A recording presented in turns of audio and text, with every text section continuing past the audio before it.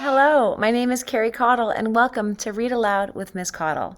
Today we are reading the beautiful book Mama Miti, Wangari Maathai and the Trees of Kenya. Enjoy! Mama Miti, written by Donna Napoli, illustrated by Kadir Nelson. Published by Simon & Schuster Books for Young Readers. On the highlands of Africa, near forests and plains and a huge salt lick, Wangari was born. The face of Mount Kenya smiled down on her. People told stories of how in the old days sometimes the sun shone too bright, too long, and droughts came. Creatures suffered. Plants wilted. People fought. So the men held ceremonies under the mugumo, the spreading sacred fig tree, and the skies blessed them with shimmering rains to slake their thirst and water their farms. Village elders placed staffs from the thigi tree between angry men, and enemies became friends. Wangari listened to these stories. That's how she came to love and respect trees. That's how she came to be wise in the tradition of her family and village, of her country and continent. When Wangari grew up, she worked in the city, but she always remembered her roots. She planted trees in her backyard and sat under them to refresh her body and spirit. One day, a poor woman came from the Western Valley to see the wise Wangari. Her children peeked out from behind her at the smiling woman in bright blue cloth with squiggles all through it, like tadpoles squirming in a pool. "I have too little food to feed my family," said the poor woman. "There is no longer a job for me in the timber mill, and I have no other skills. What can I do?"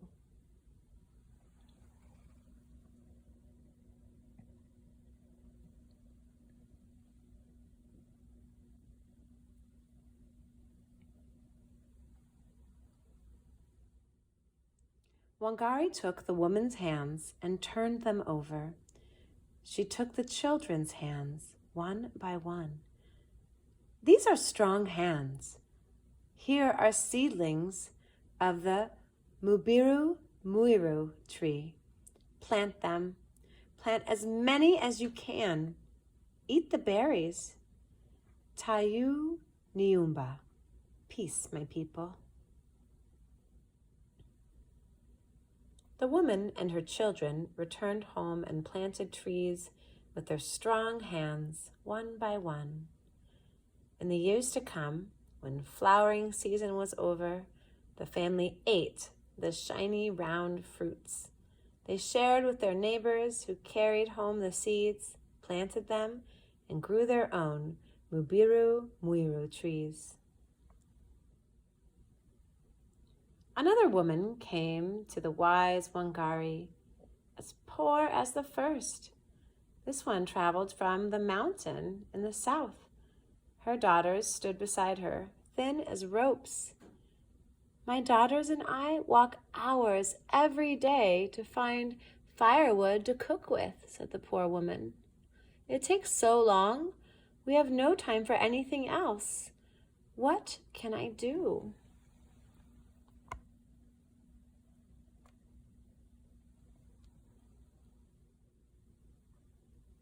Wangari took the woman by the arms.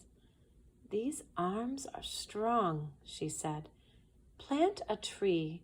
Here are seedlings of the mukinduri. This tree makes good firewood. Plant as many as you can. Tayu Niumba. Peace, my people."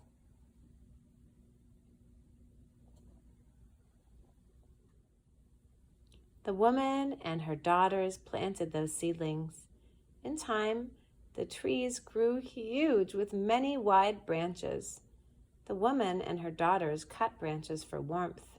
They shared new seedlings with their neighbors, who carried them home and grew their own mikunduri trees.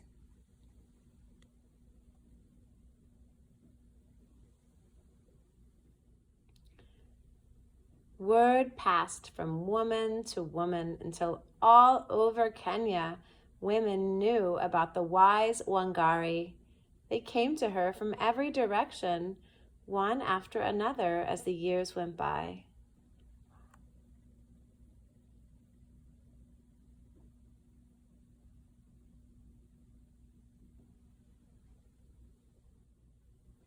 Our goats are starving, said a woman from near the northern desert. I have barely enough food to feed my family. How can my husband feed the animals too? Plant a tree, a muheregendi. The leaves are good animal fodder. Plant as many as you can. Tayu Niumba, peace, my people. My cows are sick, said another from the savannah. I have no money to buy medicine for them. Plant a tree. A muthakwa wa athi. The leaves cure gall sickness in cattle. Tayu Niumba, peace, my people. Wild animals come in the night and steal my chicken, said a woman from a fishing village. She shook her head in worry. Plant a tree, a mukawa. Its thorns will keep out predators. Tayu Niumba, peace, my people. My home fell apart, came the cry of another woman who had come all the way from the coast. We have no shelter. Plant a tree, a mulu hakuha. The timber makes good building poles. Tayu Niumba, peace, my people.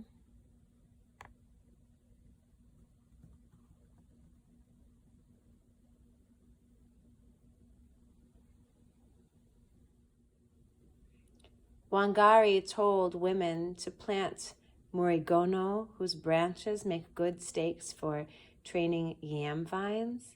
She told them to plant muhuti as a living fence around their animal yards. She told them to plant muigoya, whose leaves could be wrapped around bananas to ripen them. She told them to plant moringa for the pure joy of their white flowers.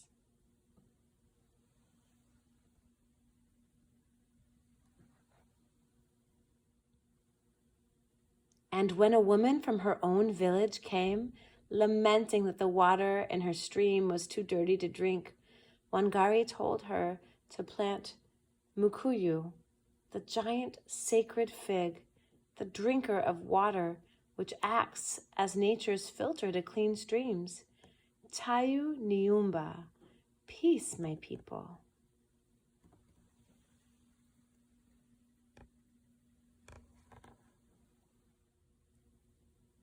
Soon, cool, clear waters teemed with black, wriggling tadpoles like the ones on Wangari's clothes, like the ones Wangari marveled at in the waters when she was small, when Kenya was covered with trees and animals, when people lived in peace with nature. All over the countryside, the trees that had disappeared came back. Nairobi, the capital city, had been known as Ki'inuini, the place where there are many miuni trees. Now it was Ki'inuini again. Kenya was strong once more.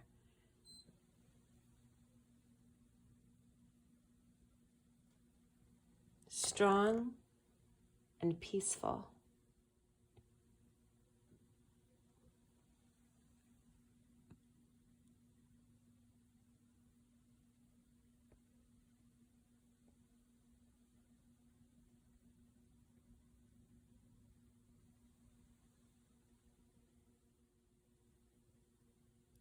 Wangari changed a country, tree by tree. She taught her people the ancient wisdom of peace with nature. And now she is teaching the rest of the world. She is known these days as Mama Miti, the mother of trees. A green belt of peace started with one good woman offering something we can all do. Plant a tree. Tayu Niumba. Peace, my people.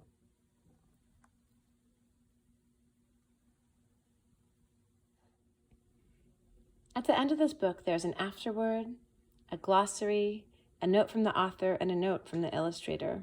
They're all wonderful to read, and I recommend you get a copy of the book yourself to read them. I will read you the afterword now. Wangari Maathai was the first African woman to win the Nobel Peace Prize. That was in 2004. That was one of her many amazing firsts. Wangari was born on April 1st, 1940, in Nyeri, Kenya.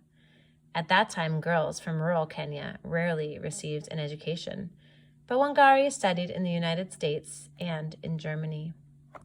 When she returned to Kenya, she worked in veterinary medicine at the University of Nairobi and became the first woman in Central or Eastern Africa to earn a PhD. She taught at the university and eventually became the head of the veterinary medicine faculty, another first. No woman had headed any department at any university in Kenya before. Wangari Maathai's study of animals and nature made her a leader in the fields of ecology, sustainable development, natural resources, and wildlife. In 1976, while working for the National Council of Women of Kenya, she started the Green Belt Movement, a national grassroots organization to combat deforestation of Kenya. Through the years, she courageously and consistently argued for peaceful coexistence of people with and nature, often battling political and economic powers that stood to gain financially from cutting down the trees. Her work for the environment landed her in prison in 1991, but she was freed due to an Amnesty International letter-writing campaign. She's been arrested many times since then for her steady campaign for peace, but no one has been able to stop her. In 2002, the people of Kenya elected her to their parliament. 2 years later, she was awarded the Nobel Peace Prize. In 1976, Wangari Maathai introduced the idea of planting trees for peace to Kenyan citizens. Since then, the Green Belt Movement has planted more than 30 million trees in Kenya and in other countries of Africa. The trees prevent soil erosion, filter water and air, and provide firewood and food and timber for shelters. The work is done primarily by village women who are reclaiming their rights and responsibilities as keepers of the earth and caretakers of its future. But men now help too. Wangari Maathai's work is the embodiment of the Kenyan notion of Harambee, the spirit of pulling together for the common good. Tayu Niumba. Peace, my people. That was Mama Miti. I enjoyed this book because it has to do with helping, asking for help when you need it, and providing that help, sharing what you can. How do you ask for help when you need it? How do you give help? Do you share what you have? Mama Miti shared trees. What do you have to share? How can you help to share your knowledge and support others through teaching them something new? Think about what kind of lessons Wangari Maathai has to offer you for your life, and then apply them. Take care of each other.